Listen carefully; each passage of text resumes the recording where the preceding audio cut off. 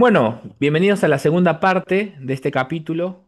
Estamos en la pregunta número 7 y en esta breve pausa me han hecho algunas preguntas. Una me hicieron al inicio que me dijeron, ¿pueden repetir la pregunta que me hicieron sobre el CO2 cuando aumenta? ¿Cuál fue la pregunta? ¿Se acuerdan? Que yo tenía entendido que Ujú. el aumento de la presión de dióxido de carbono era inversamente proporcional a la ventilación. Ok, uno puede pensarlo así, pero nosotros vamos a entenderlo así. Borro para explicar ese punto, ¿sí? La presión de CO2, chicos, y ténganlo en cuenta, tiene un rango de presión. Va entre 35 hasta dónde? 45 milímetros de mercurio, ¿sí? Para que ese CO2 se mantenga en ese rango, está mantenido por los buffer, en primer lugar, que son los primeros actuantes que están amortiguando ese rango fisiológico. ¿Se entendió? Pero por un cuadro patológico o por cierto escenario puede aumentar el CO2. Por X motivo. Por ejemplo, la persona ronca en las noches y se está ahogando, no está sacando el CO2. O tiene una escoliosis, no puede respirar bien. O tiene EPOC, no puede sacar bien el CO2. Entonces el CO2 aumenta. Entonces, ¿qué va a hacer el cuerpo? Para intentar volver al rango fisiológico. ¿Va a qué? A hiperventilar para lavar el CO2 y de esa forma, por medio de los pulmones, eliminar el CO2. ¿Se entiende? Y de esa forma volver al rango fisiológico. Pero puede suceder otro escenario donde la persona baje el CO2. Si la persona bajó el CO2, le falta poco, o sea, no, le falta CO2. ¿Por qué? Porque la persona, por ejemplo, vio a un accidente de un ser querido y comienza a tener un ataque, ¿sí? De pánico o tiene una crisis de pánico. Entonces, en ese momento pierde CO2, ¿se entiende? Entonces, el cuerpo, ¿qué va a hacer para recuperar de alguna forma el CO2? Lo que va a hacer para recuperar el CO2, ¿qué es? Va a tender a hipoventilación, ¿sí? Para frenarlo. Obviamente, si la persona ya tiene CO2 disminuido, es porque el cuerpo va a luchar hipoventilando para volver al rango fisiológico, ¿no? Si yo tengo poco CO2, ¿qué hago? Hipoventilo para retener ese CO2. ¿Se entiende esta idea? Ojo que una cosa es lo que el cuerpo hace fisiológicamente para detener y una cosa son las compensaciones cuando ya está instalada una enfermedad ácido-base. Eso es distinto, ¿sí? Por ejemplo, si una persona ya tiene una enfermedad, o sea, un trastorno llamado acidosis respiratoria, ¿se entiende? Eh, Perdón, vamos a poner más fácil. Acidosis metabólica. ¿Qué sucede en una acidosis metabólica? Hay una caída de qué? De bicarbonato. Entonces, ¿qué va a hacer el paciente? Va a tratar de disminuir el CO2. ¿Y cómo lo va a disminuir el CO2? Hiperventilando. O sea, tratando de eliminar más CO2 porque es un efecto compensatorio a la caída del bicarbonato. ¿Se entiende esa idea? En cambio, si un paciente que tiene alcalosis metabólica, este paciente va a tener un exceso de bicarbonato. Por ejemplo, el paciente vomita mucho, pierde mucho ácido clorhídrico y aumenta el bicarbonato. Entonces, ante ese escenario, ¿cómo van a responder los pulmones? Aumentando el CO2. ¿Y cómo aumentan el CO2? Hipoventilando. ¿Se entiende esta idea? Eso es lo que ustedes tienen que razonar. Siempre el CO2 tiene que estar en este rango, ¿sí? No se olviden eso. El rango fisiológico tiene que estar ahí. Ahora, si el paciente tiene exceso de CO2, el paciente va a tratar de eliminarlo. Fíjense a una persona con EPOC. Una persona con EPOC, ¿sí? Que fuma mucho, el espacio alveolo, ¿sí? Capilar, ¿cómo está? Fibrosado, está lleno de colágeno aquí. Entonces, pregunta, ¿entra el oxígeno de forma correcta?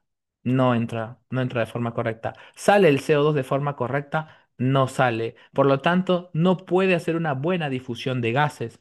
Este paciente, entonces, ¿qué va a tender? Va a tender a acumular CO2. ¿Se entiende esa idea?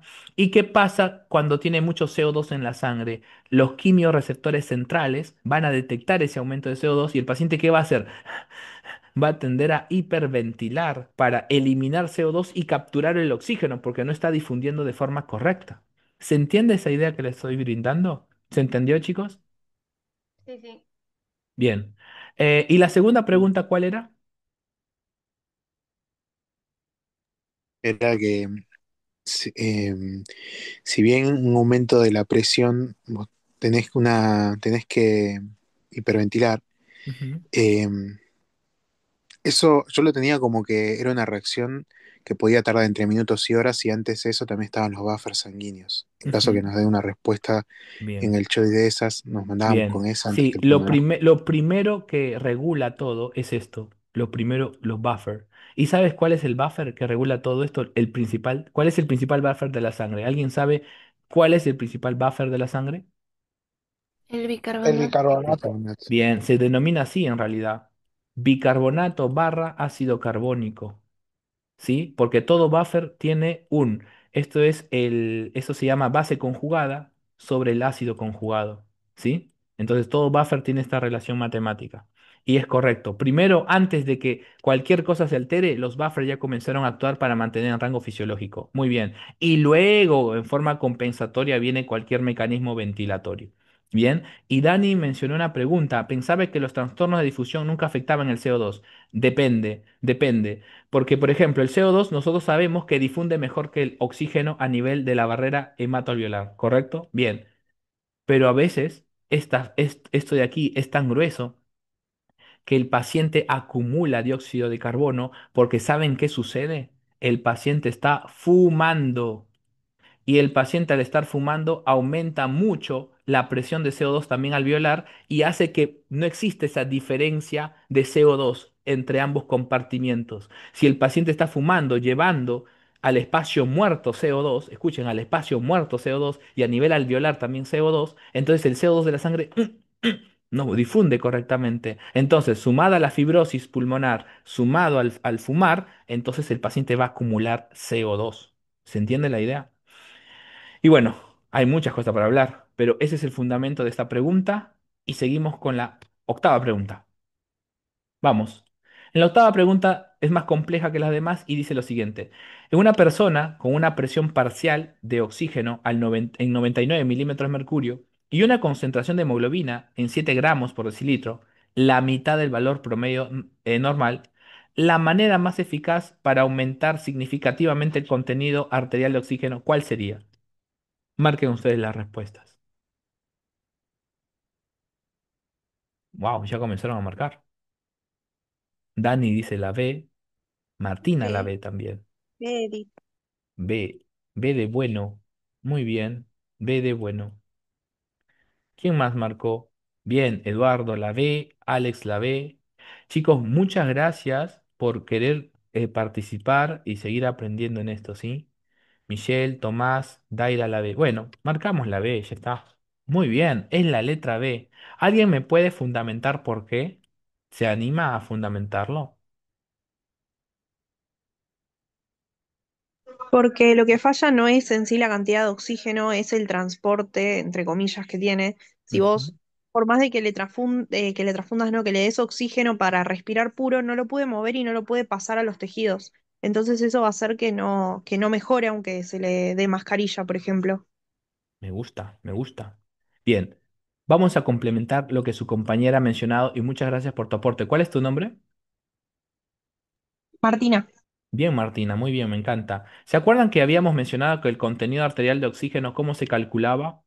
Con el contenido disuelto, ¿no? En el plasma de oxígeno, ¿se entiende? Que cómo se calculaba presión arterial de oxígeno multiplicado por 0,003 y a esto ¿qué le sumábamos? ¿Se acuerdan? La saturación de oxígeno por la hemoglobina por un número, ¿sí? Que es un número importante, pero es muy chiquitito. Lo más importante acá, ¿qué es lo que me importa acá? Si ustedes ponen una presión de 100% milímetros de mercurio, ¿dale? Que es el máximo valor si yo quiero ponerle en estos momentos. Si agarramos la calculadora, acá tengo una, y agarramos 100 y lo multiplicamos por 0,03, a mí me está dando 0,3. ¿Cuánto me da? 0,3 de contenido arterial. ¿Ustedes creen que este valor es muy significativo o es poco significativo para la cantidad arterial de oxígeno? ¿Qué creen? Muy Poco poco. Muy significativo. poco. Eso es lo que quiero que se den cuenta ustedes. Quiero que se den cuenta que por más que yo le ponga una mascarilla, como dice su compañera, yo lo voy a aumentar. ¿Qué les parece si la aumentamos hasta 500? ¿Le ponemos 500? Dale, agarramos la calculadora. 500 de presión arterial de oxígeno multiplicado por 0,003. ¿Cuánto me da? 1,5 cambió. ¿Creen que es relevante este valor? No. Exactamente, es muy poco significativo. Mira que le estoy dando 500 milímetros de mercurio de presión arterial. Entonces, la clave, ¿saben cuál es? La clave es esto, la hemoglobina y su saturación. Por eso rápidamente nosotros le sacamos sangre al paciente, vamos a ver la hemoglobina y vemos la saturación de inmediato, ¿sí? Con el saturómetro en el dedo, porque son valores importantísimos. Entonces, en este caso, este paciente tiene una anemia, ¿sí o no? 7 gramos por decilitro, está anémico. Por lo tanto, una persona con anemia que está teniendo este cuadro, si yo le transfundo glóbulos rojos, ¿qué va a pasar con su hemoglobina? Voy a aumentarla. Aumentar. Y si yo aumento la hemoglobina, este número, que es el verdadero aportador de la cantidad arterial de oxígeno, esto va a tender a qué? A aumentar. ¿Se entiende la idea? Eso es lo que yo quería compartirles. Muy bien. Bueno, aquí está la fórmula con todos los datos y este es el numerito que estábamos buscando, ¿sí? 1,34, pero es un numerito chiquito constante que no cambia mucho las cosas. Bueno, seguimos. La letra 9. El transporte u oferta distal de oxígeno de un paciente con shock cardiogénico, ahí lo subrayo, está disminuido principalmente porque A. Disminución del volumen minuto cardíaco, disminución del contenido arterial de oxígeno, aumento de la extracción tisular de oxígeno, D. Disminución de la saturación de la hemoglobina. ¿Cuál será la respuesta? Bien, Mari la A, Bren la A, Eduardo la A, Naya la A. Bien, todos marcan la A. Excelente. Muy bien. ¿Qué pasaba en un shock cardiogénico? ¿Alguien puede definirme la palabra shock? ¿Tienen idea qué es un shock?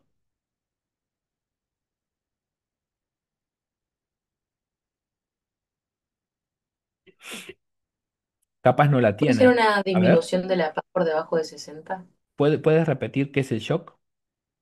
Puede ser una baja de presión por debajo de 60. No, eso se llama insuficiencia respiratoria si me hablas de la presión arterial de oxígeno. Un shock es lo siguiente y si quieren anoten. Es la incapacidad que tiene el sistema cardiovascular, es una incapacidad que tiene el sistema cardiovascular de mantener un volumen minuto adecuado en las condiciones metabólicas necesarias. ¿Se entiende? Por ejemplo, miren acá. Yo estoy acá tranquilo, ¿se entiende? Sentado, caminando, y me pongo a correr, puede entrar en un shock cardiogénico. ¿Por qué? Porque mi corazón, cuando yo corro, es incapaz de qué? De mantener un volumen minuto adecuado para una condición metabólica determinada, como por ejemplo correr. Ahora, cuando estoy en shock cardiogénico, ¿cuál es la causa del shock?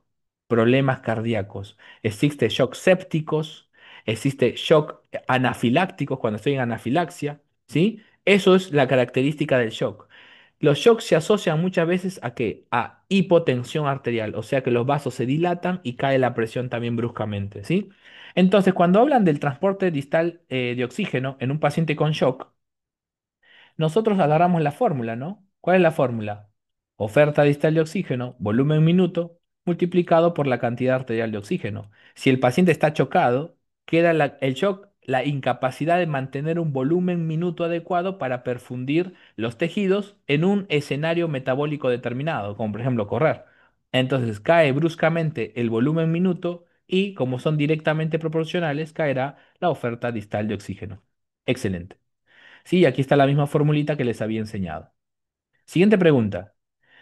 El aumento de la presión arterial perdón, el aumento de la presión parcial de oxígeno alveolar en un paciente fumador que se presenta con shock cardiogénico, ¿qué nos indica? Que está aumentada la presión, que está aumentada la extracción tisular de dicho gas, el paciente está hiperventilando, hay una alteración de la difusión, B y C son correctas. ¿Qué pasa con este paciente?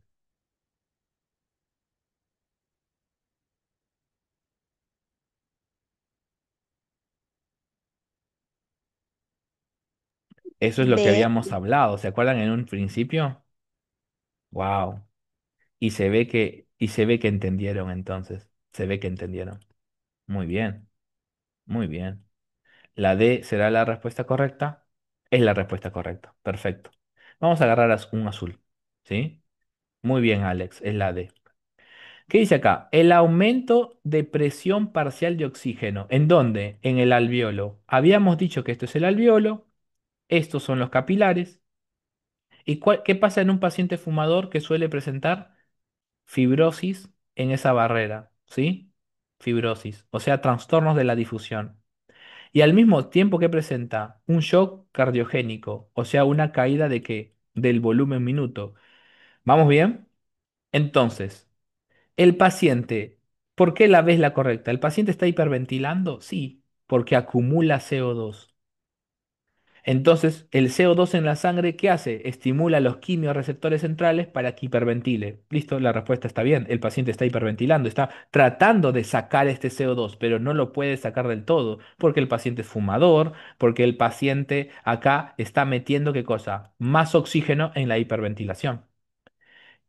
Hay una alteración de qué? De la difusión. Exactamente, porque está engrosada la membrana alveolo capilar. Así que la respuesta es la de por esas causas. ¿Bien?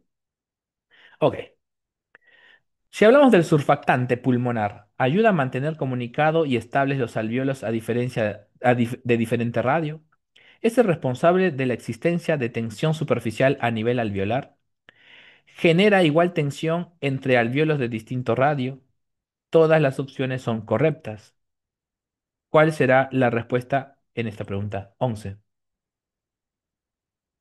Todas, Edith.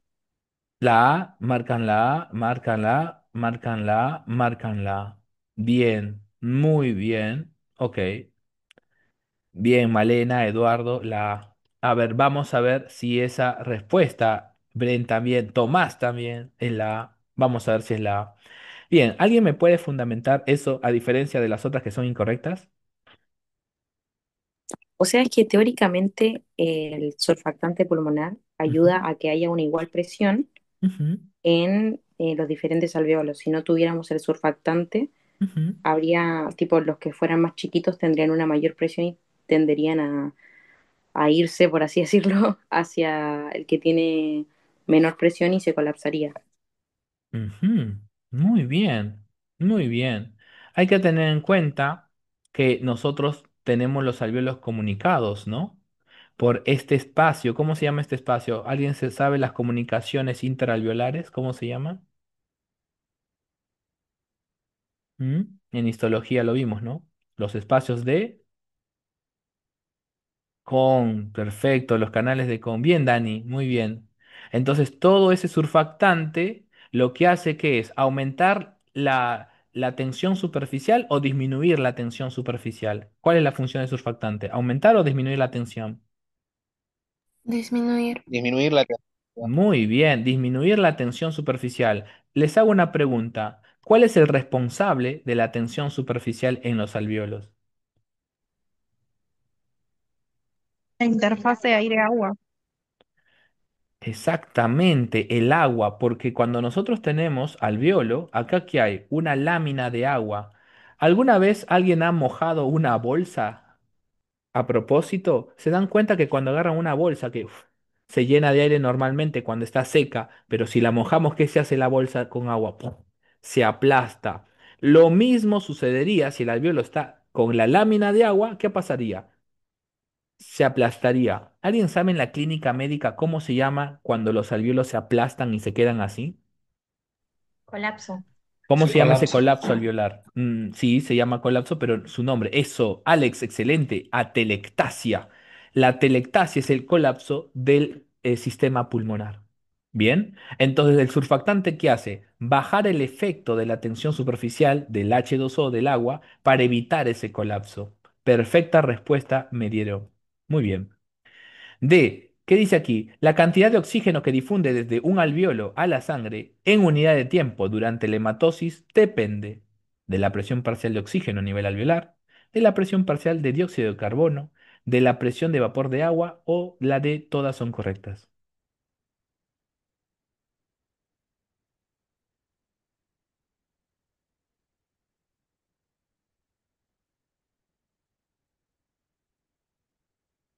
¿Mm? ¿Qué creen?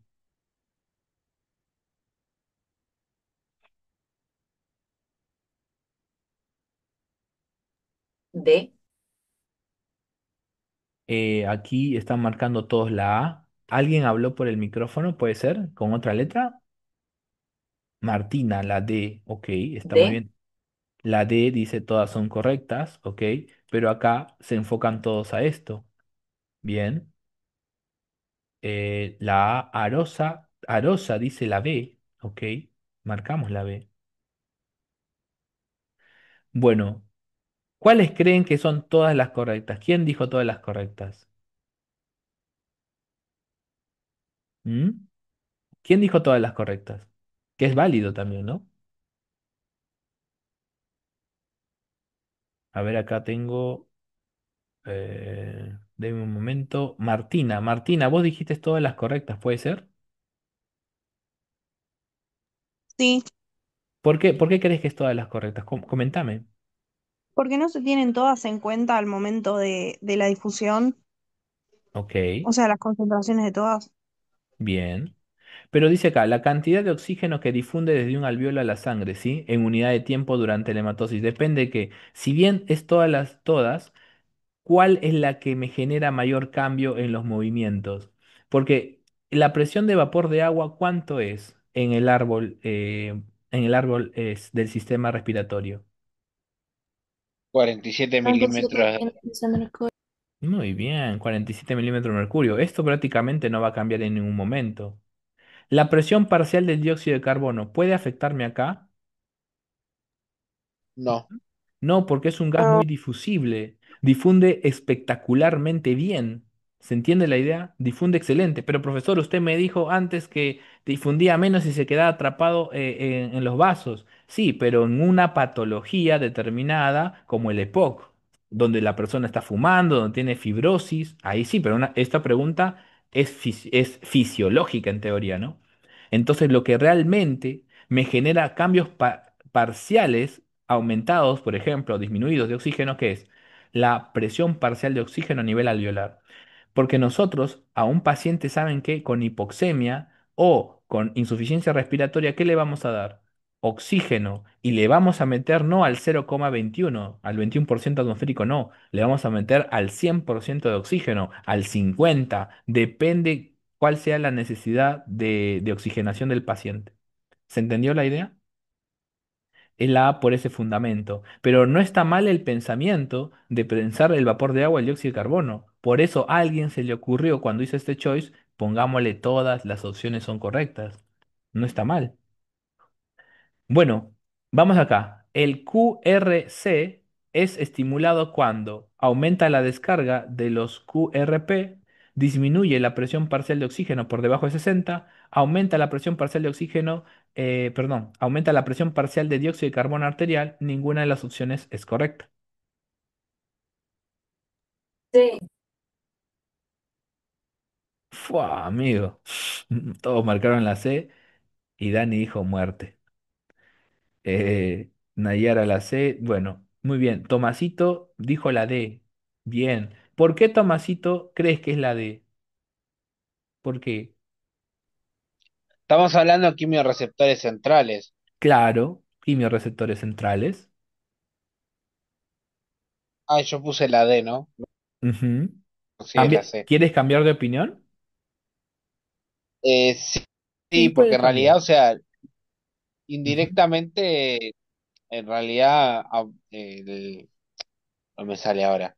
ujú, Censa el aumento de la presión parcial de dióxido de carbono ujú. por la cantidad, la disminución del pH que se genera en el líquido cefalorraquídeo. Es correcto, por eso yo anteriormente dije, tengan en cuenta que el CO2 no es, pero sí indirectamente se puede asociar. Bien. Entonces. Entonces la C. Es la C. Muy bien, es la C. ¿Y por qué creen que es la C? Bueno, porque nosotros hemos dicho que existen ¿qué cosa? Quimiorreceptores de tipo central y también periféricos, ¿no? Alojados en los cuerpos carotídeos y aórticos, que están sensando esto ¿qué cosa? Los niveles de oxígeno, ¿no? Pero a nivel central, ¿qué sucede a nivel central? A nivel central se está detectando de forma indirecta los cambios de CO2.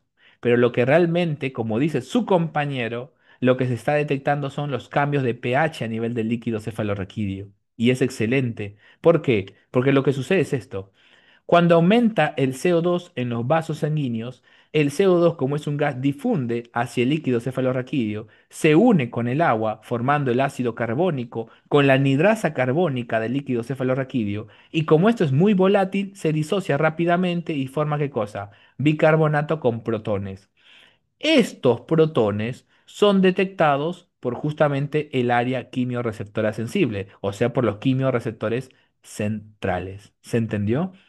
O sea que lo que realmente es detectado no es el CO2, sino lo que realmente es detectado que son el aumento de protones, que está asociado con la caída del pH del líquido cefalorraquídeo. Bien, y de esa manera se activaría justamente la hiperventilación para tratar de eliminar el CO2. Muy bien. 14.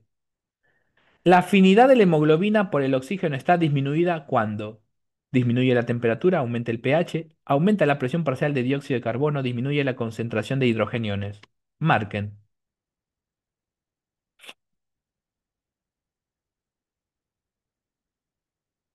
Muy bien. Dani la C, Daria la C, Nayara la C. Bueno, todos marcan la C. Che, están afilados para esta semana, ¿eh? Bien, están afiladísimos. No les puedo agarrar casi ninguna. Bueno, la C, muy bien, muy bien. Por lo que habíamos dicho, ¿se acuerdan? Cuando vimos, creo que vimos renal, ¿no? En renal habíamos explicado algo de esto. Nosotros tenemos cosas que aumentan el P50 y si se aumenta el P50, ¿qué pasa con la afinidad? Disminuye la afinidad, ¿no? ¿Y qué cosas aumentaban el P50 a nivel de los tejidos para disminuir la afinidad del oxígeno y el oxígeno sea liberado? ¿Se acuerdan? Era el aumento de la temperatura, no su disminución. Era la disminución del pH, o sea, la acidez. Era el aumento del CO2, o sea, lo que producían los tejidos. Y por lo tanto, no era la disminución de los hidrogeniones o también llamados protones, sino que es el aumento de protones, ¿no? Que es inversamente proporcional a qué? Al pH, ¿sí? Y había otro que era el aumento del 2,3 difosfoglicerato. ¿Yep? Siguiente pregunta. Con una espirometría simple, ¿puedo A. Conocer el volumen residual? B. Detectar un trastorno obstructivo de la vía aérea. C. Conocer la capacidad inspiratoria. D. Todas son correctas. Están preparadísimos acá, ¿eh? Bueno, acá Mari dijo la D, que no está mal. Y luego Daira la B, Bren la B, todos la B. Bien. Si deseas, Dai, puedes fundamentar por qué todas. Así también podemos conocer la opinión. Benjamín la B, ok. Michelle dice la C. No está mal. Conocer la capacidad inspiratoria. Bien. ¿Cuál es la respuesta que están marcando más? La B están marcando todos más, ¿no? Sí, pero acá Michelle marca la C, Dani la C también. Bien, pero la gran mayoría de ustedes están marcando esto, ¿sí? ¿Cuál es la respuesta correcta? Es la letra C. ¿Alguien me puede decir de todos los que marcaron la B, por qué marcaron la B?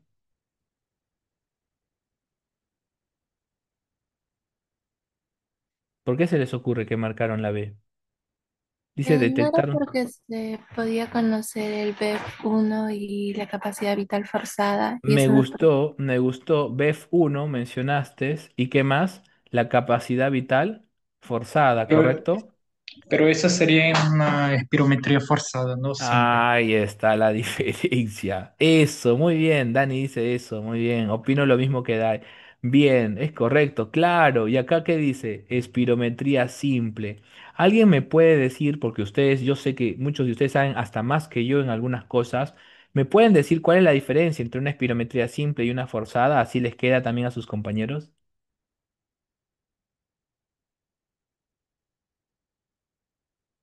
¿Alguien se le ocurre una pequeña diferencia por lo menos?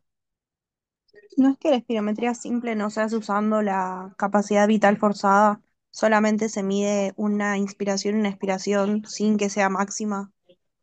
Ok. ¿Puedo yo estudiar en una espirometría simple también siendo valores máximos, ¿no? ¿Cuál es la diferencia? ¿Cuánto dura aproximadamente la realización de una espirometría simple en el paciente? ¿Alguien sabe? Muy bien, Dani dice 6 segundos. Bien. La diferencia es que vos al paciente vos le dejas soplar normal en la espirometría simple. El paciente puede soplar con tranquilidad. En cambio, en la forzada se llama forzada porque vos tienes que decirle sople rápido al paciente. Me tienes que decirle sople lo máximo que pueda en un segundo. Eso es lo que tienes que hacer, porque en un segundo voy a ver la capacidad de obstrucción o no en los bronquiolos. ¿Se entiende la idea?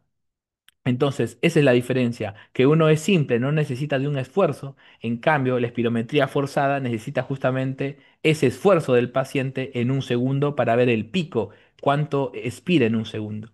¿Sí? Entonces, vamos a ver algunas cosas. Hay algunas cosas que yo lo saco de mis apuntes que tengo, pero miren, ve, diferencias entre una espirometría simple y forzada. La simple elimina todo el aire empleando todo el tiempo posible. Puede ser 6 segundos, puede ser un poquito más, no pasa nada, pero eso es lo que dice el texto, ¿sí? ¿Y qué me está informando la espirometría simple? Me informa justamente la capacidad vital. Me puede informar el volumen respiratorio, ¿sí? El volumen de reserva expiratoria, el volumen corriente, el volumen de reserva inspiratoria, todos esos volúmenes.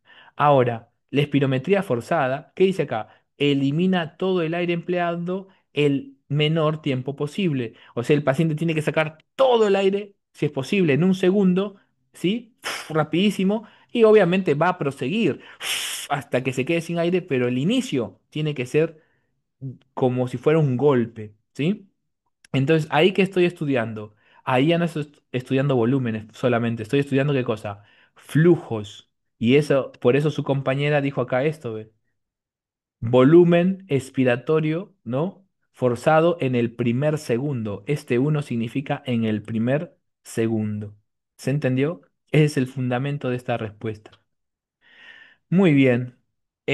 No se olviden que nosotros tenemos algo denominado, ¿qué cosa? Capacidad residual funcional, ¿sí? ¿Alguien sabe el volumen de esta capacidad residual funcional? ¿Se acuerdan? ¿Cuál es el volumen? El volumen de equilibrio, ¿no? Muy bien, Ariana, 2400. Benjamín 1200, pero bien. Benja es 2400, como están diciendo tus compañeros. ¿Cuánto vale el volumen, volumen residual? ¿Se acuerdan? El volumen residual, ¿cuánto vale? 1200. Exactamente. Por lo tanto, si el volumen residual vale 1200, ¿cuánto vale el volumen de reserva expiratoria?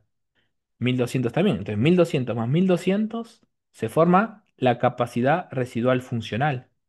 Y esta capacidad residual funcional está donde? En los alveolos pulmonares, pero también se ubica en el espacio muerto fisiológico.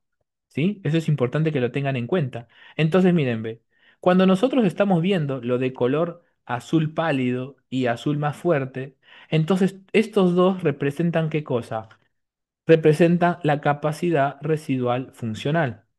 Acá dice el título, capacidad residual funcional, todo esto. Esto que está aquí abajo representa el volumen residual, los 1200, acá está, los 1200 mililitros de aire. El volumen de reserva expiratoria que representa los otros 1200 mililitros de aire. Si lo subamos los dos, la suma de volúmenes me da ¿qué cosa? Capacidades, o sea, capacidad residual funcional. Esto que está en amarillo, que entra, que sale, que entra, que sale, ¿cómo se llama? ¿Alguien sabe cómo se llama esto de aquí? Ahí El volumen respondieron. corriente. Exactamente, el volumen corriente, que es lo que ventilo normalmente. ¿Cuánto vale ese volumen corriente? 500 mililitros, ¿sí? Es medio litro prácticamente lo que estoy ventilando. Y este volumen que está en rojo, ¿cómo se llama? Volumen de reserva inspiratoria. Es cuando vos ya inspiraste lo normal y haces una inspiración forzada. Metes todo el aire posible y eso equivale a ¿qué? A 3100 aproximadamente mililitros. ¿Se entiende eso? Entonces, cuando nosotros estudiamos en espirometría simple, estamos estudiando todos los volúmenes, excepto lo que no podemos sacar. ¿Cómo se llama lo que no podemos sacar de los pulmones? El volumen residual. ¿Se entendió eso? Es muy importante que lo sepan. Bueno, aquí está una persona con un espirómetro y aquí está la lectura, ¿ve? Volumen corriente, y le decimos al paciente, saque todo el aire. Saque todo el aire. ¿Hasta dónde lo vaya a llevar? Hasta el volumen residual, porque el volumen residual no lo va a poder. Y una vez que está con todo, ya sacó todo, le decimos, inspire todo lo que pueda. Comienza a inspirar y se va a ir hasta el máximo posible.